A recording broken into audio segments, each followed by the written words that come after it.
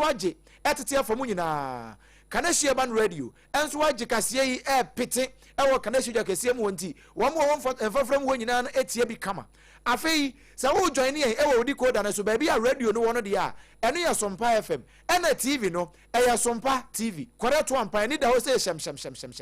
afei ene Facebook no ye wo Sompa 93.1 FM eho ena ye stream defa enti ko Facebook Sompa 93.1 FM na ko like share na fa comment to ho na yen kan fa ma YouTube ni ya Sompa FM live ena www.sompaonline.com so ye gina mu den ya ye hwegum ede amawo abusia FM sabre ensamo ye de nam ye de mawo no eye ne kase pa nanso join yen frɛ obi no bi nso frɛ obi kan kire bi se Ghana nkomo ye de bre na so ye de mawo medin Obrempong na kwaku ampoma odoma nkoma chia me ne be afei ne ene ho apaso no ye ma ho nkomo abusia na no be kai na watwetwa mu no ena ye ma round down ni nyina ne ekoso entokwa asisie ewo Iran Israel US eka ho na me ne wo kasai China ebo ntrene me ne wo kasai South Korea ebo ntrene Japan krenya wado ne ho bajim afei Dubai Qatar UAE any Middle East mfafra mu hono de Oman fuo nyina obi agye wo de menam so magana kransa kan de e wo Lebanon wo mu nyina Venezuela mu nyina no ye de wo mu nyina wurawura nchen ho ena wo mu aka nyina enti ntokwa no amanfuo bi mposi sesei eye World War 3 ena egusu a ekoso no na obi ade ne ho jim sabre ya me ne wo kasa ya UK nso agye ne de sanse wa makwan ama US abe yusu ne ho kakra bi nti wano nso agye ne de afamu na ne ekoso yi nyina yi no asam kase ya da so a ebeka wiase nyina ya enora yetete ho nsem na nso enne changes kakra bam eye crude oil medase se upie mu sesi a ewo Iran ena afi Oman ene sa mfafra mu hono a san fifi hono ba bia epo maako bi da menka na se epo nkura bata bi eda ho ya sa edi eda so no omofra no Strait of Hormuz na sa Strait of Hormuz no ewo Iran fo asase so wo mo de mu na befa ansa na wo de afamu abesi Gulf of Oman na fe wo de awuram na oil la efri sa Middle East ho ani wiase amansa nyina mu eba mo man Ghana kura nya bi no sa ekwan fia na da ho no eho na shape no kofa mami Strait of Hormuz na Ghana fo nhwe ba bia ye ka na kakra busia sa wo TV ne so de a wo behunu Facebook no ya no aba aya Sompa 93.1 ena YouTube no aya Sompa FM live mo Strait of Hormuz no eno na ye de ade aseke wo ho no a ya tro Strait of Hormuz key route for global oil transport eho na aseke ne sa no na on say Iran na ye kese aya na white no enti eko akofa Iran fo asasim sa eho na no ube se Qatar ene wo ho no ya enti wo ba down a no aba Gulf of Oman ansa no watimi abe ena no me ka kire wo se Iran fo di kan ama warning e di ama se Saudi Arabia omo be wo mo Iraq be wo mo Syria be wo mo Jordan Qatar UAE ena Oman se plane krampo A2 e wo sa area mu ho a won betena to form sa no ma enti na plane entu e wo sa area ho enti se wo betimi akofa wo manfo afri ho mpo di aba ene ye je se obo wo mo ho ban yie nya sa won bete no sesi ayi America fo ato nkra de akoma wo mo Saudi Arabia se ne ayere de nya de a won betimi abefa wo enti wo mo provide buses e de ama wo for several kilometers a won betimi de atena mu akọ area ye safe na fo mo betimi afa ho e de abefa ho emom se wo so wo ways and means be as an American a wo betimi afiri ho e de aba eno de obi ansi kwan enti Strait of Hormuz no eno na ensuo na ye black sa na ya ne sa de ato ho no na ne ahu no sa se a show se yi enwea no eyo man no no ene ya ne sa no nti wo Facebook ne so ana TV ne so a wo hwe no eno ne afei Iran for aka abantre ne se sa Strait of Hormuz na e fa o masase mu no wo mo ma ship bi e mefam enti wo a wakra ne ma e de free China Japan Korea any Middle East infinfi wo ba bia e kwafa ho ba bia no waka kire traffic asi wontime ma including oil transportation and also so ntime mfa ho enunti eba say oil crude oil our world market ne bo apeja ne bo akosoro o hwe na anu krempo mampani John Dramani Mahama ka kire yen say nia ekosu e na oil type si na wo Ghana no wo mo krempo di ka kire say nia ekosu wo sa emfafra mu ho no ebe affect Ghana ene wiase e wo oil eho eno na ema oil esutu ye enura me ofa America mampani wo be kai eno wo ma Iran warning say sani omadi kanka say wo mo block sa ensuo Strait of Hormuz no omo block omo maka bia mefa ho no se wo mo yesa na se oil ebo kosoro a ono America ebe hit Iran 20 times harder than the ekosui and here Iran would come to ground zero and nobody can ever say obepeja Iran as a country biem and we are warning now Donald Trump American president e de come Iran sabre kro ye you know waka sa asem ni wie ye no ano ena ye say ye kwa akocheke ne yahwe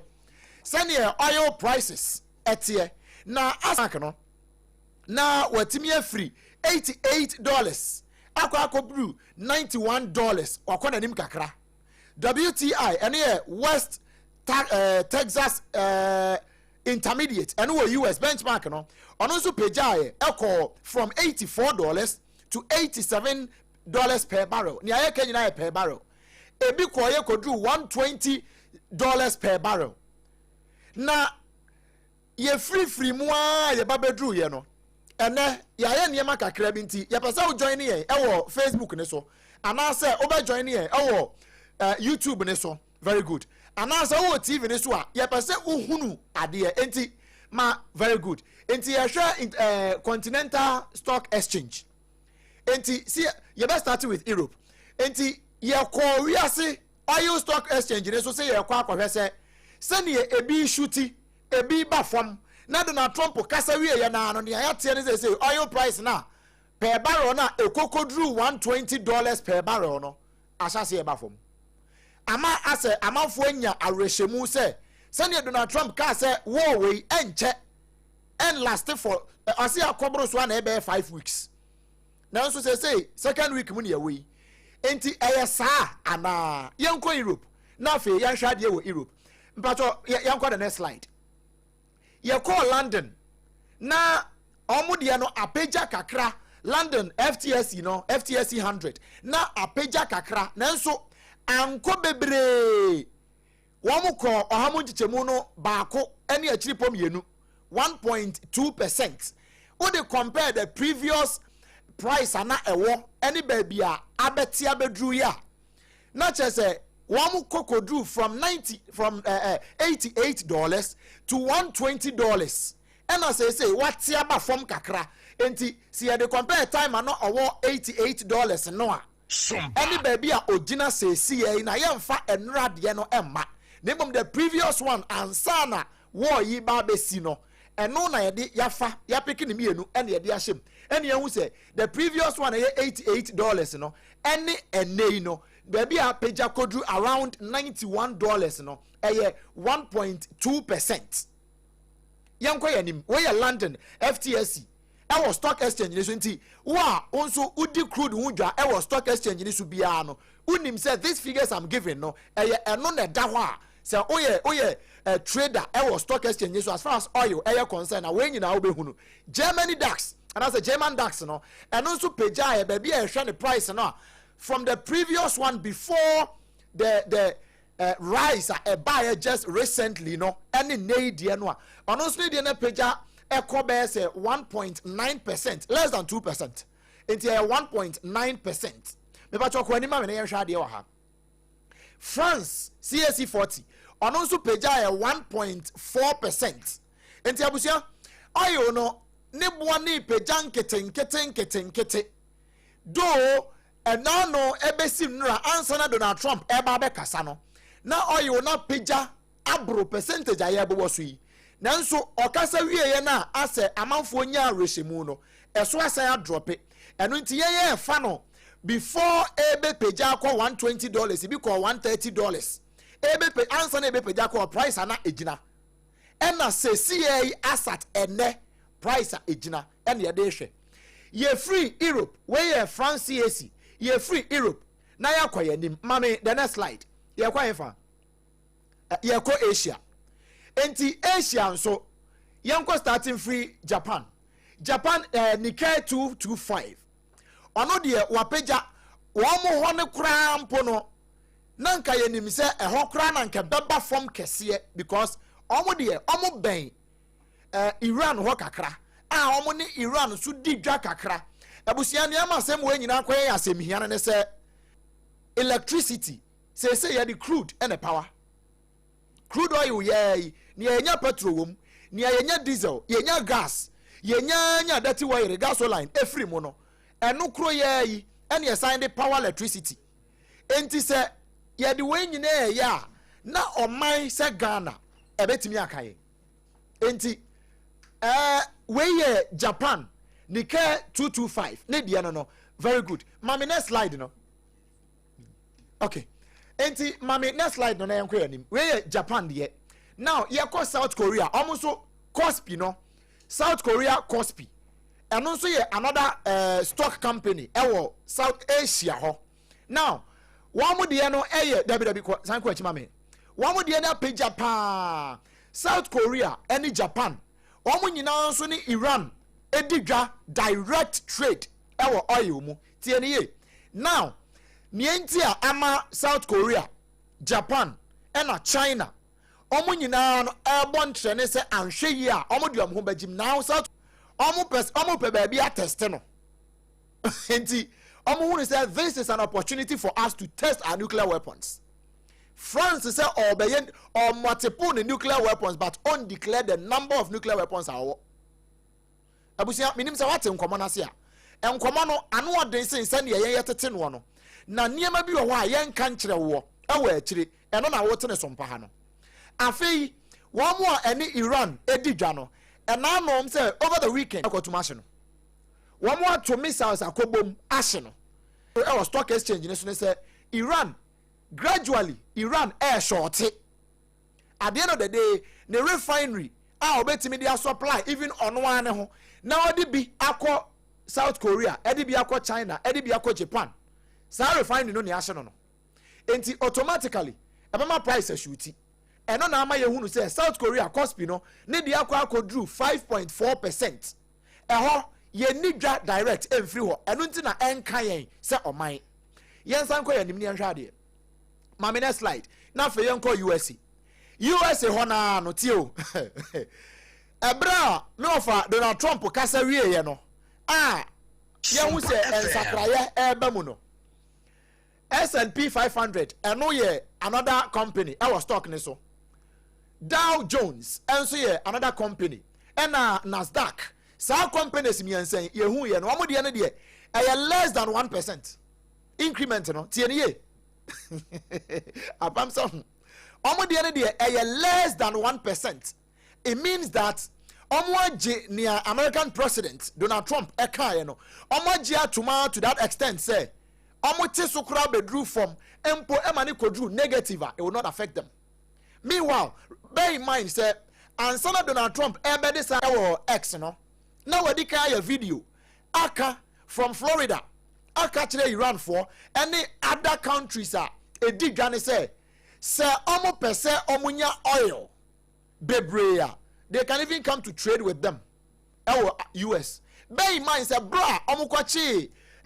Maduro Venezuela no oil has say Venezuela e produce nyina na America for na hweso enti so ka kire o say ubetimi aba America abeto oil e de free me ho a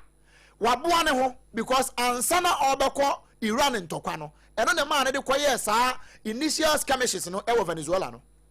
enti say all that crude oil a free Venezuela e ba nyina no America for na hweso enti omo wo sa niema ni nyina in stock enti say o say Russia pe oil a pa omra US dudu bi ope bi obenya China pa omra US dudu bi ope bi obenya Korea Japan and all other European countries nso wo a ope oil bi ko US ubenya eno ye Donald Trump asem no eno nti oka sa asem we just enra no enne this is US stock exchange oil ne so S&P 500 just 0.5%, less than 1%. Dow Jones 0.5, and Nasdaq and also 0.5. But share Europe EBITDA 1.2, 1.5, 1.9, and Asia crowd 2.9, 5.4. It tells you the power that American has, or the American has, as far as oil air concerned, the trade in oil air concerned. And nothing that Donald Trump will say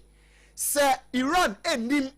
na obloke sa ensuo ya ye kan sa epono side one aye kan no enhye down so sa te say main gulf na ye nim no Simon me Strait of Hormuz no na etiefo enhye ba bia ship ne fa no very good mama ada one na ye circle ho no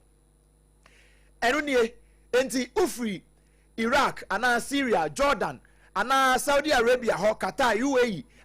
before odiba Oman Gulf num Oman Gulf num ne muso pa oye de ya obekwa akwafa sa between UAE ni Oman ho no on ba bia de red na a circle no ho ne efre ho sa ketua mu ho no ho ne efre ho Strait of Hormuz no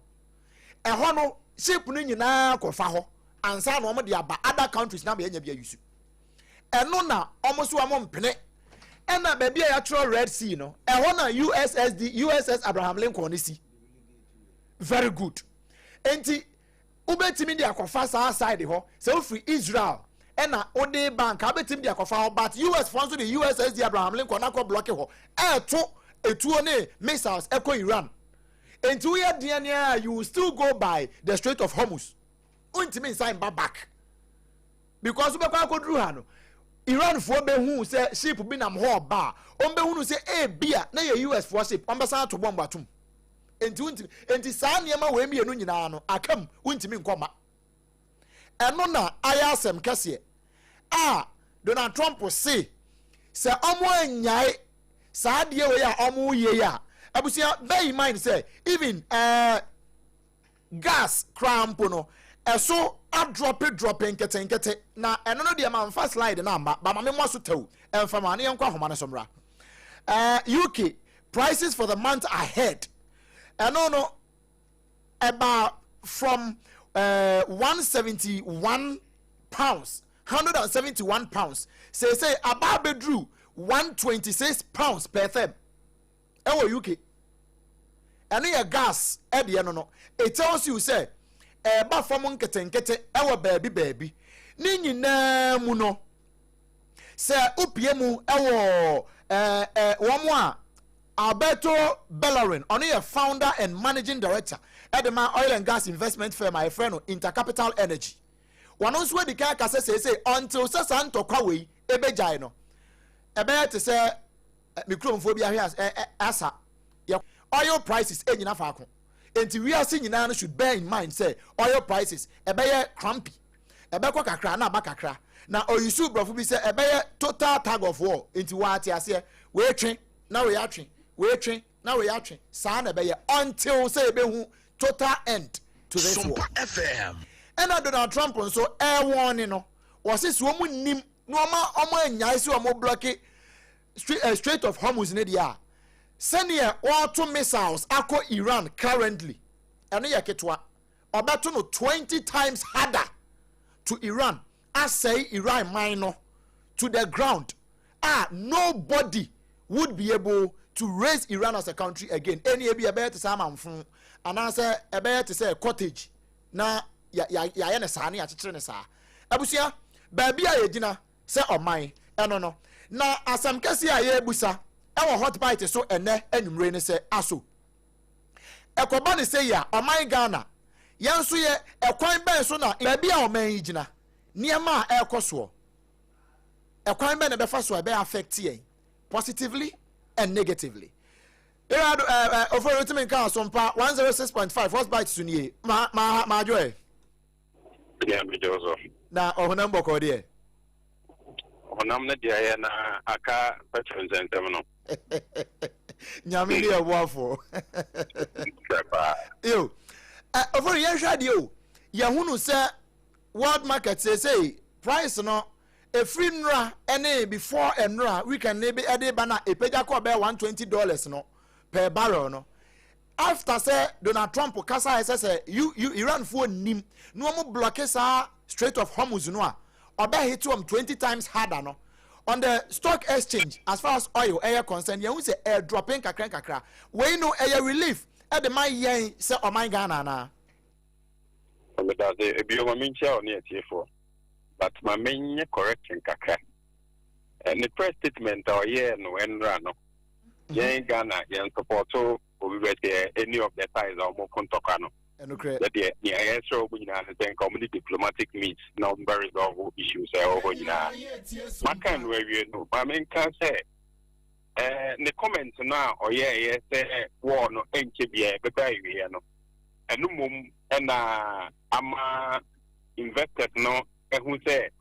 after all and talk on the baby what net I don't know say it's me assurance be a market in the at this some level of stability ama price na call 120 and run and one me about through 95 and 92 a good news. However, I don't share that we are out of the woods yet. No. Ghana 4 pill, say pill. Come Monday, bay. Or 5 cities are now 4 cities here. By all means, I got your marketing companies no at the back or price letter or turn it to Inti Yenaya Moya Poso. It is the Ohejizo baby Akudra, a PT 28 February. ABC and Monday, you know, now increased by almost 50%. Diesel. Engineer and fan say a tunnel 700. Right now, Pija Akosro, Amanabro, and 8,001, almost 1,002 per metric ton. Petrol, and also now and 650. And also I could do 800 and almost 900 dollars per metric ton. LPG, and on 503 and 508 per metric ton. And also money also and over 700, almost 18 to 20% increment. It is all here the way getting in in terms of FOB and our benchmark prices now. Clearly, okay, ratio between CD dollar relationship now. Being so kaze ebiati di nanya go India so from Kubiata. It's no effect ready at the appeal. We bear the brand come God willing Monday. It's Yema at you for and there. The next price is in more quite significant in terms of export.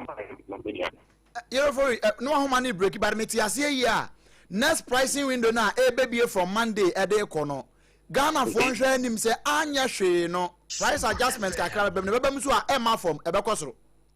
Ebekos significantly. And I make us for the first time, no. I could hear the visit any 2022. Now, a binam 18, and 23, and 25, no. And if I could use our region. However, the quality very and then your there, and you're most likely outside our window, no, any the first window of April, no, most likely you're doing the prices not a stable. Eya na ya tiding komo pa na mabusa se aside say santo kwai one of the major reasons are yenya sa hike no ya na Ghana edi the kambo mu a edi ma yenya sa increment we say as far as oil sector is concerned yo mami chum kaka obi wa bontia okate na say Ghana mo your oil producing country eti eba ne say na oil producing country tetemo na mo petrol ne board and mo diesel ne board and so we say you oil ewo ye man mu ne mum nya export na dey the carbon ten no any ye kraba no ye kraba no to say the carbon channel. In that means we are a net importer of petroleum products. I mean Canada. Okay. About that, we are importing almost about 80% of your local consumption. And the only important finished petroleum product, the tune of about 80% there. That means local market, you know, maximum of about 20, sometimes even less. And about that, shocks because of international market, you know, you are not insulated. Definitely, you will feel the pinch of whatever happens on the international market. And so okay, Gulf region now, Persian Gulf no, we get about 20% of the market needs.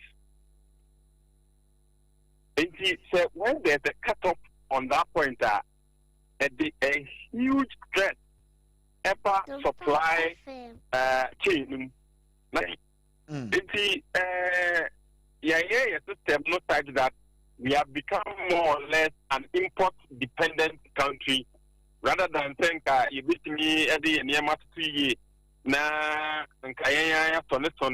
you crude oil you are in your peak 3 points no Nakato Asoneso Kakra na Central Yakakano no Sasoneso na Paba and also at me Asoneso na platoon. Kasa refineries the war my commit miss on it you crude no so Echinchi Mumia petrol near diesel. Median can be GD can you beat me a coffee amanone? Ebe be at 10% be and now 20% be. And can you rely on international market? No, Senya, you rely on them now, no,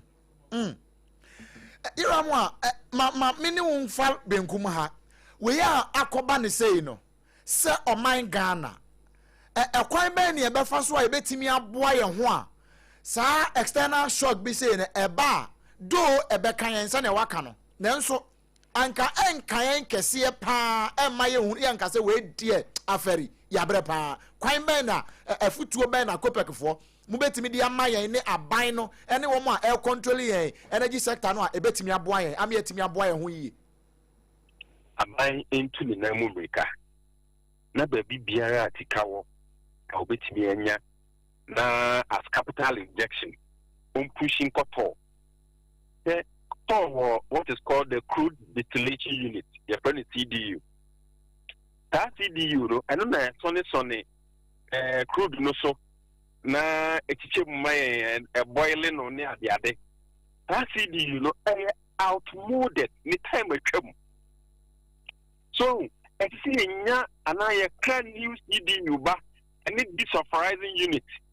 A bit near Sonny crude no so a kinchi my you bet near the standard I hear or my matter of fact, so share December na to 30 operations biona. Near to the man, it meet the required standard I hear or my may can say okay lead levels, okay sulfur levels. A woman manganese levels na yet mean you so our cutting. It is a it mean the more capital must for na car technology way back. Na it means sonnet to need minya run 91 and then run 95 I bet me to be a cat moon. Na to mem for at me at home kakra. Secondly, there's what is called favorable times. Our world market war. It is favorable times in the bar. That is the time I think I buy ethnic crap products in it. Now you see, so such time I have battery, no. Now at the same neighbor, you could moon. Nanky yin kakra, na ye home at me or my moon. Thirdly, yet there a foot back where better the amount of buying, and say as early as possible and practicable. I buy last one CD levy the total per liter no in August last year no.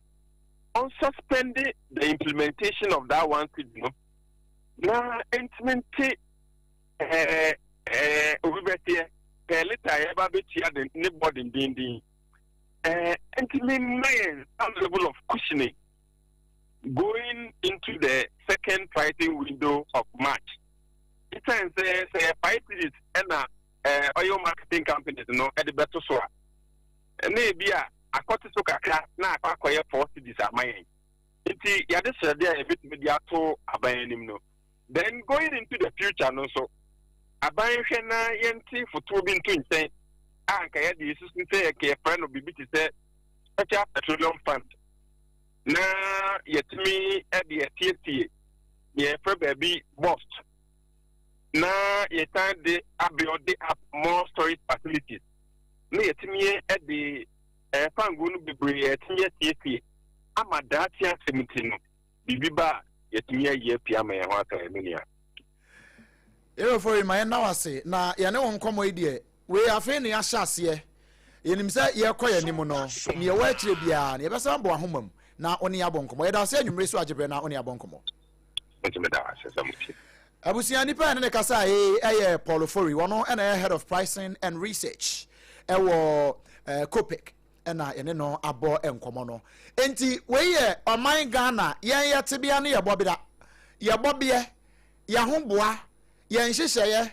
ene kwan a ono nso de afutu aka ho e de ama aban no ene oman no si ebetimi amboabo ho de esi saa ohaw ene amane ese ya etu wiase na ebi be kan ye no na emom se de ebe ya oman no ye betie na ya ye ho adwuma no ewe mu mpani nsem aha eye Sompa 106.5 FM Accra so say YouTube ni Sompa FM live and on Facebook no Sompa 93.1 and na won ye gina Sompa 93.1 FM e wo Facebook and on TV ni so no say wo pe ba radio fo no wono a wo be say Sompa FM ye gina radio fo no mu den and na TV na nkasa no say ya digital say ya satellite ya rescan na hwe wo be say Sompa TV e gina mu den fakoto na hwe ye live e wo ho hot bite kase ne nto aso na ye de ma wo no hot bite no live for TV no so na Facebook wo Sompa 93.1 FM na abusia ye to aso a ye wuram wo DVLA Driver and Vehicle Licensing Authority wono mabobo ano ho ne yakui na sabra make say womo ene national security for ka won tama banchira no se ntampe homa na womo nya nipa nnum pa achi aso safo no dwumadi a womo die ne se womo afanyansa kwan aye womo number plate wo wi a wasa ye womo document a edi adanse se no ma na waje no bibia ye janiu nanso na ye fake eno ne nam so ama womo nya wo mpa achi aso a ene benede womo bo ho amane se safo no womo di womo nsanso a di firi La Paz ene na matakwa kumase eho nyina wono koi ena meka sei sabre womo aso womo nanso wonkrata nom ene DV plate na womo di adwuma ni nyina no enya de firi Drivers and Vehicle Licensing Authority DVLA womo abobo ano yewura ne kwenom ho nya ho ne firi ebio womo bo amane se we na womo aye no sabio amagidi a timamufo wokura ewo DVLA adwuma konum no sesei akwa gina ensania bi a yentimi modin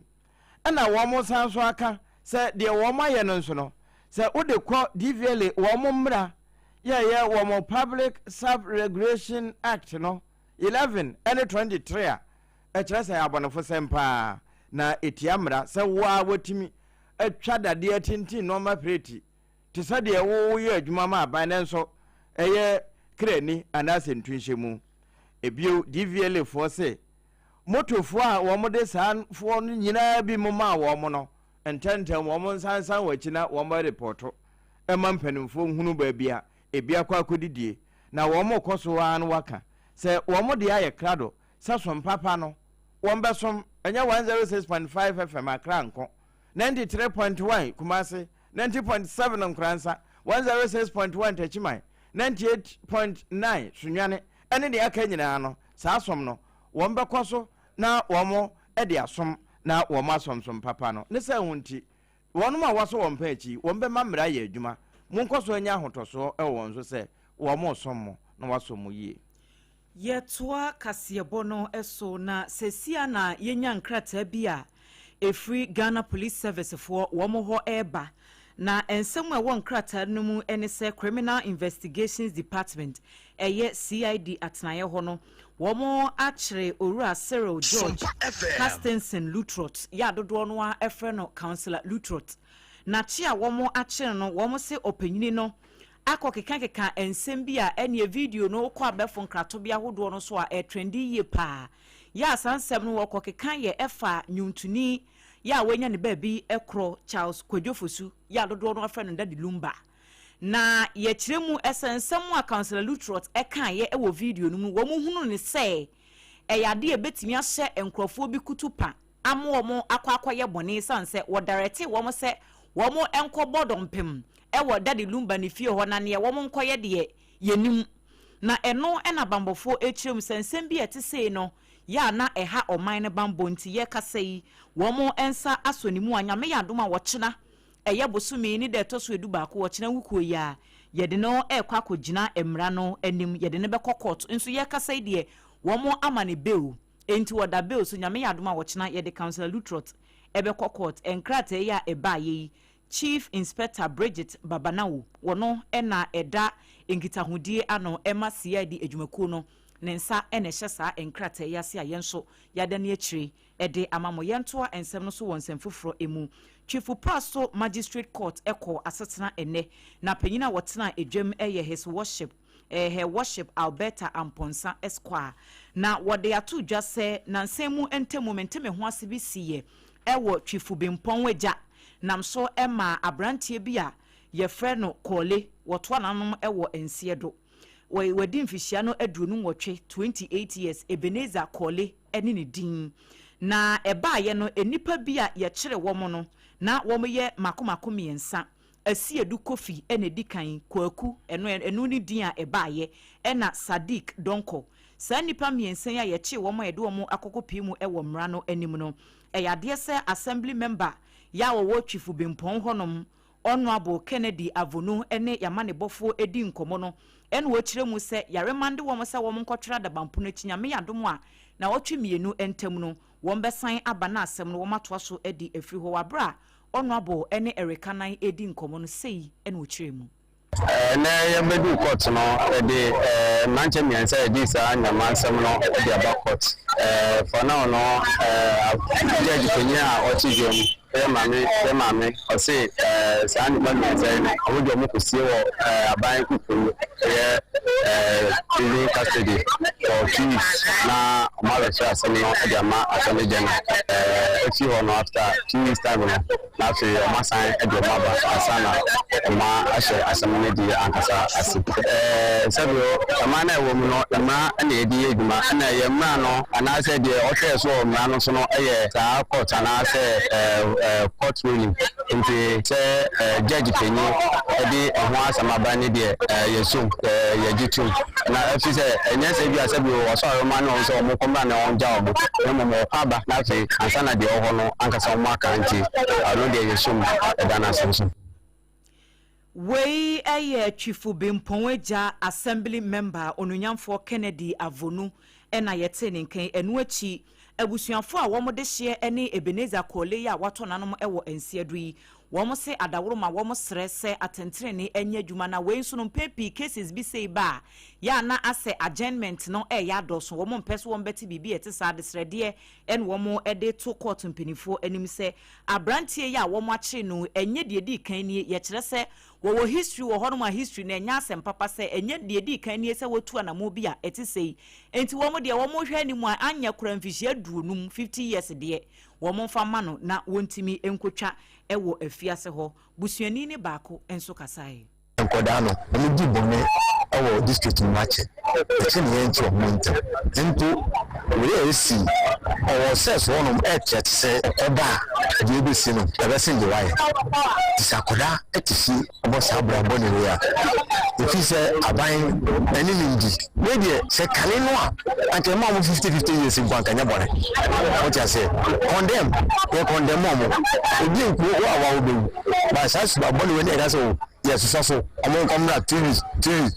you need the research ebushani bushanso wo ho se o ma yema yakoma nto yema ebushani no still wo bushani bushan we chire na wo ni amede ma na bushafo ne se sa tete na mo kura se tete se o mo ba koba the obese ayeno ese we no they should be very careful they should be very very extra careful omo just room kan ne ho ase for no we kan they should be very very careful no mo fa pa omo do nyame asese abanya so sase mu they we kan on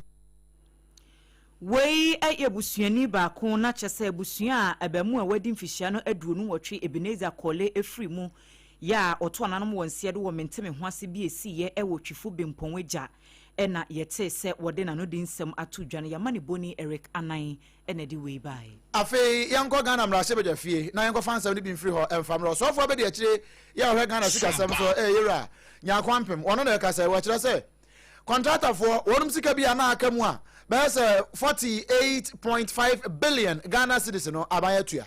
Afei seba akubi ene na mo nchenchen ho eno ene na mahanoa se no kura kabi sanhye baabi eno ye 8.1 billion eno nya no kura na bra wo gina simpie ni apaso e wo Ghana mra chebe fie ya wo kireche nsemu ene de ya no na wo gina ni bra kase ala to force ya na mu ena no wo kireche nsemu wo jebere kan nsem ni sei. Out of the 68.7 billion Ghana cedis submitted for audit, a total of 45.4 billion Ghana cedis was deemed to be valid for payment. A total of 8.1 billion Ghana cedis was rejected for various reasons, including unsupported documentation, duplication, overstatement, already paid items, falsified funds received advice, and no work done. About 1 billion Ghana cedis of the outstanding BTAs, which refers to invoices and IPCs processed by MDAs in 2024, approved by Ministry of Finance, submitted to Controller and Accountant General's Department, and pending payment were rejected. We odomnyam fo nya kwampem na wo wie ne kasa no se wonte ba ko be mfiri ho na no wa mo account no mu no na yetua 10 million Ghana cedis bi na no eko buffer stock of account bi mu se buffer account bi a wo mo ye no dada akra account na eko link ko one district one factory initiative no mu ho ba bi ni nyina na ya bandada no a na wo mo ahwehwem wo no mo ahu enche ehum wa ye beba. Payment of 10.5 million Ghana cedis was recorded as having been made into an account named the buffer account at a commercial bank. Upon verification, the bank confirmed that it had never received such payment. The account number cited did not exist within the bank's record and did not even conform to its account numbering format. The evidence from the audit pointed to a completely fictitious account. Mr. Speaker, as a result of these fictitious accounts linked to the one district one factory payments, the entire 1D 1F scheme requires a forensic audit which will be carried out soon. Yes, Sompa. Enti, one more sada try to paper so, sir. Buffer account and we mutia and no matter that your numbers need be at the Ashem commercial bank no go to your fine so go check a bank account to be anywhere numbers no correct and one say one district one factory home baby no nina one more chedi 10.5 million Ghana cedis we nyina no also for be the che your here sika sam so onimian for Thomas nya kwampem one na den sem we nyina to dwa e wo Ghana mra sebedwa fie ene ye free mra sebedwa fie ho a ye tu kwan na no ye kwa Korea mamu Ghana mampani His Excellency John Dramani Mahama sabra meka se wabuna ketem afri Ghana enkran wiensanjina bia hokra ya wakwa akodu Korea mamu na wakonsonyo nonko ene koi ne boafo soronko ya otua na otua ne pamu Joyce Ba Montari ekobi saa na ne trofo Dr. Callistus Mahama no ono nso de akire ekobi afe yero kuja twabro kwa swafo hwe amano na na buruchire ho nsamso wo kan no ho ekoi ya Sandogwe Deputy Chief of Staff in charge of operation wono nso eka ho na wo munya si se kinken sabre kro na ena park Chonse wo be hia wo mo wono ena ye Korea ambassador edema Ghana wo hia wo nso nye ono nko na bae wo ba no wo ne twon kwanyon ena nam sabre kro na wo na ye Director General edema Africa Middle East Division no ana afi Korea ho no so wo ma manane so afo anade wo no so kura si Ghana enamu ewo Korea kojo choi wo mokoto no ena ne wo nyina be hia amampani ene dom no de wo moko Ghana embassy ewo sale ho na eja wo mokobobo nkomo ma na kwaba na mampani akoi no botaya wo de ko no ba ko ye se dwadie ne ntotoye enwomasua afi abode mu nyansape su ehunu ene se yebetimi atoa afri foundation ade akoduru soro ho atumi akuru su nyina se be ne yebetimi atumpon na afi amamre ne amane enso ye ne wo mo edi kasasie wo mo de wo mo de ema ye ne enso ye de won ye de no ema wo nom na we nyina no mampani ebekọ na afi wo ma hyeda bodwa ba bia Hyundai for wo mo eye kai wo mo ho no wo bekọ ho wo mo shepia adim ewie pe wo besa so akọ Yonsei University na ehọ nso no wakọ akọsra won tituru Ghana fa wo mo je ntete e wo ho no wo bekọ akọhia na wodidi nkomo we nyina echi no mampani wi a ene wo mbedidi akeka wo ma no ene ye di na no enti eye nenum adwuma yonsra hwe ena wode akopiem ewo Korea mamu a wo mfiri ho mmra no na sekutu se bam no wode ba manyimu wo ensemfoforo emu no abibifo bi a enam enkoasomo amre bi atwam amahodo bi ya Ghana ka ho ekɔhyɛ asɛm a wɔn ekodi baabi sesia nyamia yadom amasankrofo nyina yagye wɔn atom mmra kwan so sɛ wɔn ɛyɛ Ghanafoɔ mapa na wɔn ɛhyɛ fan kakra yɛ African diaspora members bi a sesia na yagye wɔn atom sɛ Ghanafoɔ na mampani abedi akyire Professor Jane Nana Opoku Agyeman okopie dwumadie no ase bi na ne nsɛm ya wɔde to dwa ne sɛ ɛyɛ awerɛhoɔ yie paa sɛ emre bi a etwam sa transatlantic slave trade na eba ye no de Ghana de hye bebre akodi baabi na emomu no sɛ de ye ka ne sɛ mogya mu oduru no ewo mu sɛ abakosam de nipa bi akodi baabi de nanso ɛno nsesa nipa ban ne nipa su a sankrofo no ɛyɛ nti sɛ ne wo matimi aba bɛka o man Ghana nsa ne agye wo mu atum sɛ Ghana fo prekopedia ɛyade sɛ ebetimi aboa na afen so enkitahudi ahodoɔ ya ɛda amanman no entam so no wei ebetimi ahyemu kena. The history of the transatlantic slave trade remains one of the darkest chapters in human civilization. Ghana has thus taken a clear stance that the transatlantic slave trade must be officially acknowledged by the international community as one of the gravest crimes against humanity. President Mahama's government is leading efforts at the United Nations to secure that recognition, not as a symbolic act, but as a commitment to truth, a commitment to remembrance, justice, and restoration of the peoples of African descent everywhere. Mampanyini abedi akyire Her Excellency Professor Jane Nana Opoku Agyeman ena yete ne nkan. Na wansamfoforo mu no kane mampani John Kofidi Awo amada pa bakufo. Wano na yakase wo se yawesa ne yawo man Ghana mu yentimi ntumpon no a yen Ghana fo na ene ye hye kire dili no yen ya ne ye hye mu ayeye sanse obekwa abanyumaku ahodo mu no kwabana na ete ho no asam na agu table so obekwa na internet kakra wode ye adwuma no adi twabete saa de we nya kura eno achi systems ankasa ye wo ho a e wo se check keta se prayer kankan ne gidim dia kwabana na ti akire ni opa na ode ye enti ade no eko ya no achim no de ato bi saa de we nyina saa baya nhwe na wa anya ni yi a ye o manfo na ye adwuma de ama aban no ese yetrim se etu aban ho a etu aduam enu nti no man ni ntimi nko ye da ni nti on de wo ka se efre bibi science and technology waba boaze ye a man no ewiase nyina nya mu mfaso na eso se Ghana benya mu mfaso a age se de niam agu akwan mu ye na no President Obama ba no o ka kire se ye here strong institutions enya strong men enu nti ye institutions e wo Ghana ha se no ye anyine mu pampe. And I identified two major sources of it. One is the poor remuneration system that our society somehow seems to find shy in tackling. The pay system is really not good. Go to, say, a ministry of government where a director, highly trained director, serves for, say, 10, 20 years in current times. Monthly take-home pay might not be even beyond 30,000 Ghana cedis, given the inflationary situations we're in the person. And such a director, perhaps a family with wife, with 4 children or so, that's not quite realistic. John Kofi Awo amada pa bakufo Ghana man penny as I say on a home jemu and what church and some kama at the church on Pacasiano. Afe ensantrofo nhye mudie bi koso na eno no na esoafo a wo hwe akobadie ho nsam so ene de wo hwe ensumunam ena afe empata ho dwumadie eso transport ministry no ena afe fishery ne agriculture wo mo ena fresh ensantrofo nhye mudie na Yewra Joseph Bukari nikwe wone na ekasai eje nikwe se wo mo hwe pa Jamestown habo na ewo ho no Apam Dadaa no wo ye ne sacha na frawa uhu aho fafafa shan na udwe mu na be hu se ye no nsone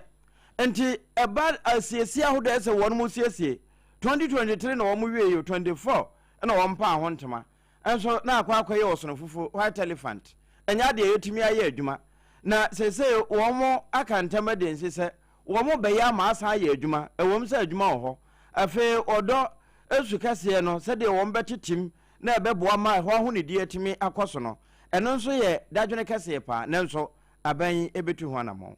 All the facilities, we have seen that there's a lot of work to be done here at the fishing harbor if we want it to function effectively and efficiently. We have noticed that the breakwater we have is too short, and any region that you do, it takes a maximum period of 3 to 6 months, and it is silted again, meaning that if we do not look at extending the breakwater, every 3 months we will have to be desilting this fishing harbor, which is very expensive. That is one of the reasons why we decided to take this working visit to make ourselves available and see what we can do as government to restore and fix all the challenges. Eno eya soafo hwe akobadie so Yewra Nikpe Joseph Bukari na wawie no na mama Emilia Arthur wono na eya soafo hwe akakacha ene fishery no so wono so sa ka wo maka wo motama pama no ebeboa dem faso papa bi abre adwuma no. Our interest is how to maximize the facilities here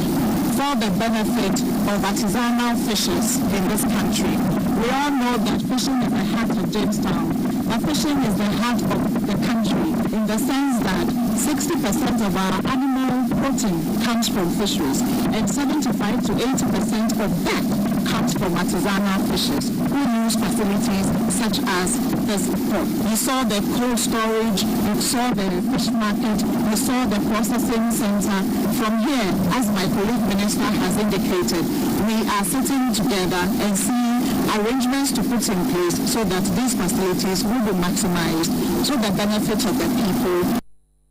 And to sitting together now is one more tenabum, I can win Trasa when the Kutujabo anymore, so the bear nan sheno, ever bought him mufua, one would impata, and in Susujumedino. Dom kuma ye wo meyi emra sebejum se wo mahwepeteta kremu se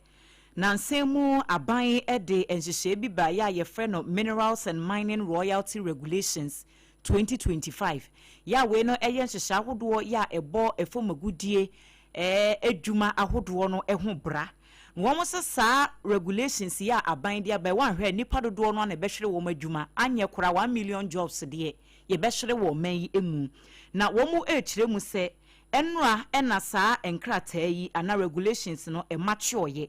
na eba beboa se de beya royalty rates ahodo ya aban no enya edi free mining companies ahodo no ehonom no saa royalty ne enyina biaye ba faako se bia percentage ba ko bi nemum se amansan dwaso bo no ekɔ nanim no na saa nsakyɛ no so daddy ewo enyumakuo no wo royalties a wo mutua edema aban na Patrick Yabuama Honorable wono ene ye dwamtireni a woda subsidiary legislation committee no ano ewo mei emrasebedwam ene wo friends emtwofo nhie mu biebie niema ni so ensunsun so boni asa regulations yi ede basan se wo se ebedu mre bi no mining adwuma no enye nipa bi akono wo mo akwakoye na se ye gya mining adwuma no so ato ho ne yenya obi ema ne nye de a ene MPP ya na eto a saa companies no wo mu tua de ma ban ne boa ema mpuntu nyuma ekoso no saa toro nyina na aban enya enti ho na kyese aban elusu anesa. Ghana ranks number 1. We we are the highest. And when it happens like that, all it says is that we are not being attractive to the investment that is required to come into the mining sector. So this is going to hit the mining sector, because at the committee, we invited the Minister of Finance, and he was ably represented. And we promised the mining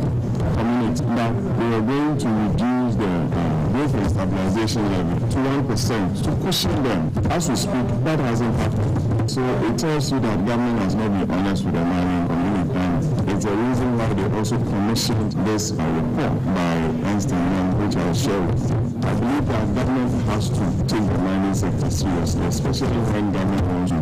encourage local Ghanaians, the local who take over some of the major mining assets that will be expiring at the end of the year. Patrick Yaubuama were Jemtreni Emma Subsidiary Legislation Committee. Ewo omei emrasebe Germany eni yukuti. Yegusu jinemu ewo Ghana emrasebe jefie hono a nene dwumadi akase bi ko so. Ansa na wo modi sa dwumadi no ebeba so no. Na Pepsodent wo mo ya dwuma kase pa. Pepsodent de udi twiri wosi a efiti anopa ene anwumere sa udi twiri na ekoyie pa. Mr. Otie Pepsodent no eno na efiti tentre de besi ode bo ahyase ede ba besi na ye pen suyi. Wamodi atete ye enu ntus ma koda kra so wonkoto apo semre wo wokope osmeto pe student eye pep student no na ye wona hodo ye wo heba no wo ho ye wona chako white no triple action no ene ye wo cavity fighter no bomodi na fa bichi wosia no pane anwumre na njempre ye adidi wosia ase no ni nyina ebe ye afiri ho ama wo ho atimi atopa enu nti ye say do the two before you go to bed tonight esan say osidi bia eho hia midimafo aba center odi amawo ena anwumre yesi ohaw bi ewo nipaduanum efri utrinwa no ekosi ubowra no waposo ohaw bi ewo mu bia no fo ni kiremu ewo midimafo aba center na yentu asem odi ene anwodua ya de stroke ni bi ana usisi uchepe okotode okotrojo akura na ye oya pomodinafo ni kiremu ewo midimafo aba center so ye wo a wo peba hokura de ye tawu ye de bre time eto ya de so ebre ne beso ni etu ase nya ne aye so ano ekwa emba bi okura ye kira kwan ewo enkran he ya pokwase mayira ena kumase nso ebu akwa agogo baabi aban suku ni wo enwom ne di animhwe bibi kire wadwe na apese ne ye bonkomo ene Dr. Rujamfi anu ankasa emo nkomo ewo 0244 774 282 0244 774 282 ena 0500 727215 0500 727215 se wo free one na bedru se ekimwa no abomodin a na wape just what kenkeni bi ato na wadi me pa chotie wo a wo tondo kono no wo kura wasem na meka na sesei ha ho enkoto aburo emfa nsuo mu ndon ansa de konikanika eno nyina ya long process ansa na wo bebo otimi so betondo kono na no fa okoma fa kantan fa basket no na bomodin abrado me commercial bank na chiri ho no a ehona ababa beto Jos Bakery wono mo ehona beto dokono 3 Ghana cedis atufo bo na wakwakoto no price bia wo pe 3 Ghana cedis pe dokono asem na mekan Jos hot kenke wo mo asem ena megina mo amguso kana sa no e bia na wudi dwuma bi unya dokono anka wo pe me pa cho bia wontimi ma frɛ yen ye de begu kan mu di abrɛw ye numbers no 0256 068 832 0256 068 832 na one yen abonkomo na mrase badwam ho ena ye ginan na ena ayawaso east apani a wo mu ato abade ama no se won kosi o manamu na watwe pepepe ena won to aba no ewieye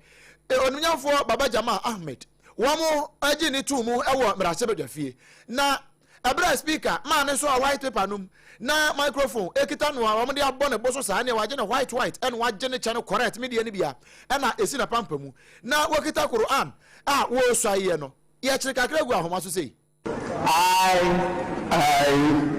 Baba Jamal Muhammad Ahmed do in the name of the Almighty God swear in the name of the Almighty God swear that I will bear true faith and allegiance to the Republic of Ghana as by law established, that I will uphold the sovereignty and integrity of Ghana,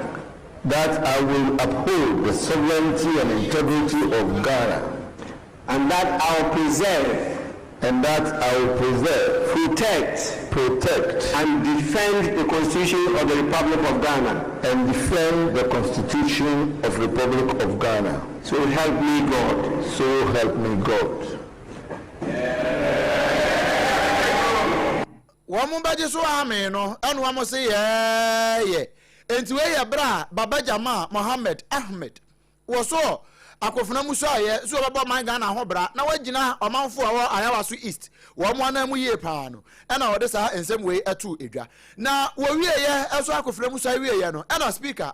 Alban Sumanna Kingsford Bagman ask Bagman asem ne yeken wono so e ma no san so ibio and on no out of administration and nyina wie ye no ka chance wo ankasa no tie we na kwama you voluntarily offered yourself to serve the good people of the Ayawaso East constituency. In your campaign, you stated that you want to serve them as a member of parliament, and by doing so you serve Ghana. You don't want to serve Ghana as a high commissioner in Nigeria. I took note of those statements, and I'm going to hold you as my son. He knows what I mean by saying that. It's not the word of the general son I'll be using for all of you. This one is different. And he knows the import of that. I will hold you accountable to the good people of Ayawaso East constituency.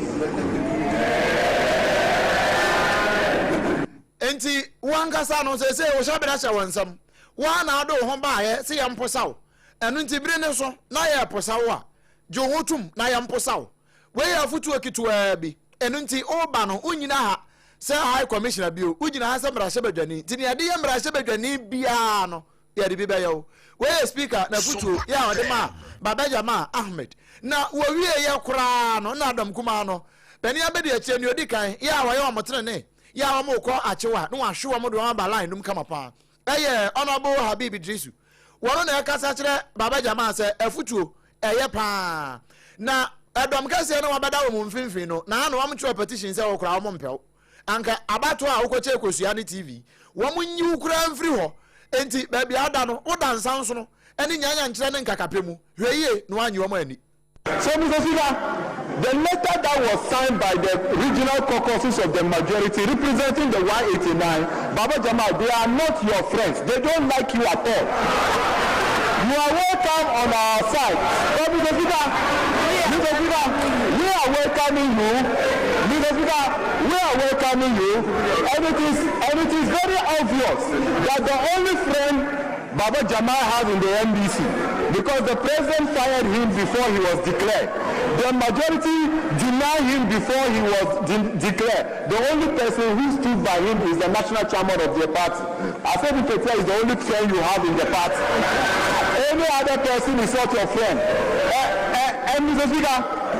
when you observe what actually is going on in the chamber,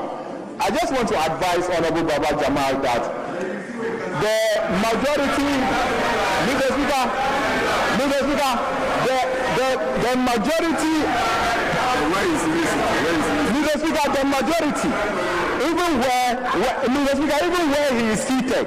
is an indication that they don't like him at all. Enti odi e wa hwe ye besi usu anke ye hye oma ba bia de wakotena mpo tira se ye mpewasem na ye as ye dowo wabusuafo dowo si ye dowo mponie na ada asem beto na anu asem to so ohun ye enti fa sho otrim se wadamfo oyonko baako pe a wo NDC party mi ye General Mosquito esiedu nkatia wono pe na gina wachi wono mu aka nyina no obi ampewasem wei aye ononyamfo Habib Idrisu won na etu Baba Jama afu se yiye eno ana nsawa madu agiri mra se badwani na wono akure ya wo hyetekra wogem wodonkuma na fam ho yewra franka no dom prenso de beto se de ekoso a wo mo kan na baba jama de ya wo mo de ye wo mo seresere hoi no enye de ehia ni o na anu ya atetaw ebi kwotwe etuo ewo Ghana fo wo mo kofa to market ewo Burkina so emewie ebirum krati na nanam won se do ase man mu ya yesa asem bia ne ho yedi ho adaduanan enti ya na aba beteko breko a wosenka ye ma emra pa ye adwuma na se mpo amana oni nyina mra na ye de beta ye de achi aboa ma boda no so adwo se de be na wo mo ekoba wo ho betumi ahenhan wo mo a enye no na badwafo adwene no wo mo de ye eno ye mo ya adwene nkoso.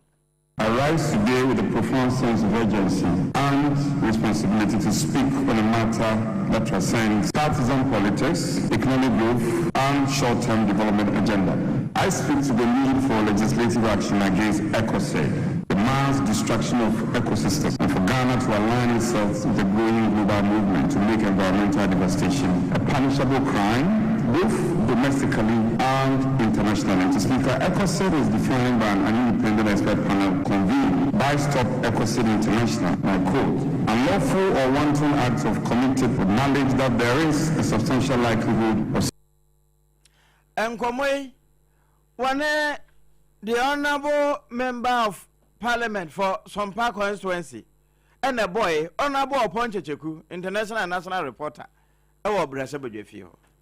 Penyinipa ya wada Ghana Gold Board ano onyamfo Sami Jemfi ena wa share aye enhyehyɛ sronkunhye mudie bi ekoso sɛde beya empenifo bi ya hyɛda etu omo efree Kimberley Process Community amoma ba enkran hanom sɛ wo mmra medi nkomo emfa diamond edwedie ena fe sɛ ebi wo Ghana hankwan de so betimi abamfaso ede ama ahodo na enhyemudie ya wo mo eba ye no technical teams ahodo wo mbɛkyerɛkyerɛ eniema wo mo epese Ghana eye se ye ka diamond edwedie edema saa ikuno na ensemu a yewra Sami Jemfi editu dwa ewo nhyemude na se yenti bi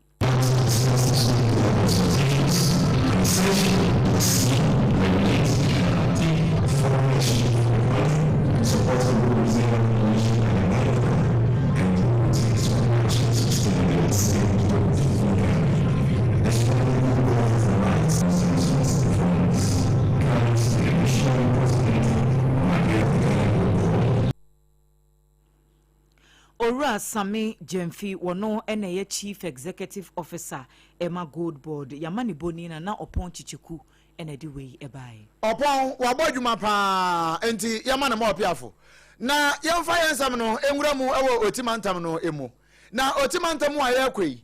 ehona na Nana King wobutuo ya wo to nkra ne bi ede afri ho ede abrayen oti regional command no wo mu nyina closer wo mo strike na account ena afi titru pan coordinating council ho eho nyina atete afom wo ho eno ena Nana King ebo modin awurawura mu ne manfo na wo ne bi ebo enkomo ena wo mo kyese ne asam na ya ne de eni ayenyan pa na Krachi East assembly member kra assembly no nkasa no wo mu mpanimfo e wo ho no kyese we de sani ade na ya ne de enye o enu nti wo no de wo ka e de a kyerɛ mpanimfo se ba bia industrial strike ya du bia no mpanimfo ne close agfo nkasa no wo mmara na bibia enkobɔkɔ na ye ka nyina no yera Joseph Atanga one na ye oti regional secretary Edema Closak one on na Nana King bonkomo enu wa kyerɛ history wo mpa every 2022 adeba eka ewom a ban pesi obetua no e chankuri. In 2023, the structure was supposed to be implemented, but partially implemented for Ministry of Finance staff. That was the then Finance Minister, Ken Ferrata. And so that is the story. And the following year was supposed to be election year. And so the election year, they promised us that the first 2025 January, they will implement the structure for us. Unfortunately, that government lost power and a new government took over and promised us that they've received everything and that we should give them some time. Joseph Atango, one of the OT regional secretary, Edema Cloaksack. Who we are crying on say, yeah, and no say what say a boss, say Dr. Rashid Purple. can say we wa mon samra and sa homa no ho no mo metra say e mon komo wo se wo ma ye we nyina wo me fair wages and salaries commission any labor empanifo na wo me nyina no atra say abon komo amfoi aya say na wo de wo mfo sigi yo wo mo ka tira ban say ne also wo ye no abaya anya. The government will just have an update, but we met with the Fair Wages and Salaries Commission as part of our ongoing negotiation, and the meeting, which was productive and constructive, involved in-depth discussion on the key issues affecting our members. And so the negotiation got, we have to meet tomorrow. Tomorrow will be the final day, after which I can now answer your question, because I have the faith that government will listen. The strike is very effective, and you can see when you went to the you say what is happening there. Nobody is there. That tells you that yes, our people are after that, and they are willing to do anything to get what they want, and that's what we are fighting for. No one here ko won tokwa Joseph Atango Oti regional secretary Edema Clocksack one na king na ebon komo na asabro no omanya time heba mixture ni bi ato anom eno na ebo a won nya sa de ankasem kase pa na aba no time heba mixture malaria duro yes onya bi na ono no mu a ekoyie pa edema wo eno nti wo waposo yo ya malaria ache wo wani mu ato wo ntimi nie no okowura pharmacy ne heba shop bi amu a na waka chense wo time heba mixture eno na betimi atu sa oha wo nyina ase ede amaw na bibia etimi akoyie pa na mesrawo bia na o de o ka se ye nemu nyarewa hodo no mepacho fa HH ne ka ho na fe ayesi wakumowo na wasan twaniti ni aka nyina ye nhoma enko ba bia time heba mixture wamo na ye kan fosa e de amawo nemum kai nyem apemfo ba wo ma akoda nufo na akoda wo nya mfinhia dumienu obi aka bia ebetimi anombi na bibia etumi aye fine bia na wo pedodo na watu aton 0244 417 669 0244 417 669 na one empani abo enkomo wonu madawroma ena wonu mo aso yasene a anwumre ya be nsem no e de ama wo hye nso se ye live e wo Sompa TV so ena Facebook no e ye Sompa 93.1 ena YouTube no e ye Sompa FM live ye dane ye ho sima ye ba kase ne nto aso ye de ma wo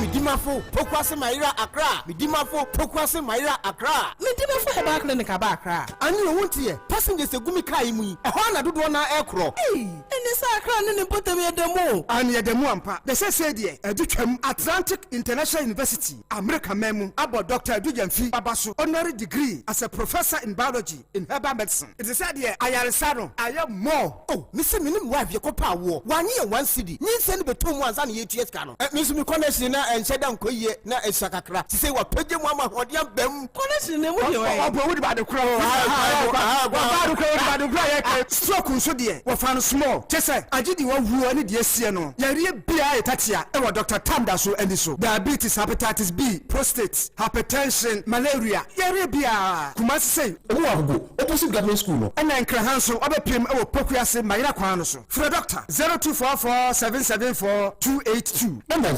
0500-727215. Midimafo Herbal Clinic. Midimafo ne wa. Yeah! She was saying, get a Pepsodent charcoal toothpaste.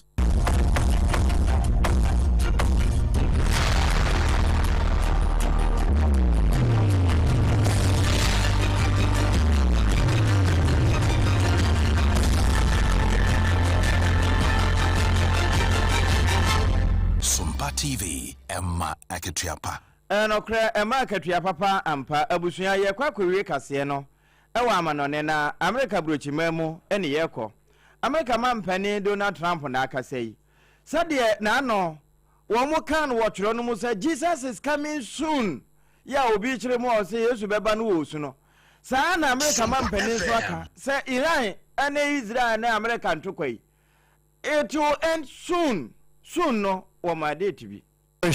Look, everything they have is gone, including their leadership. In fact, there are 2 levels of leadership, and even actually, as it turns out, more than that. But 2 levels of leadership are gone. Most people have never even heard about the leaders that they're talking about. So it's obviously been very, very powerful, very effective. Well, Marco Rubio is doing a great job. I think he's going to go down as the greatest Secretary of State in history. Look at what we've done as a presidency. Look at what we've done as an administration. They trust Marco. He also speaks the language, which is always nice and always helpful. But he's dealing, and it may be a friendly takeover. It may not be a friendly takeover. It wouldn't matter because they're down to fumes. They have no energy. They have no money. They're in deep trouble on a humanitarian basis.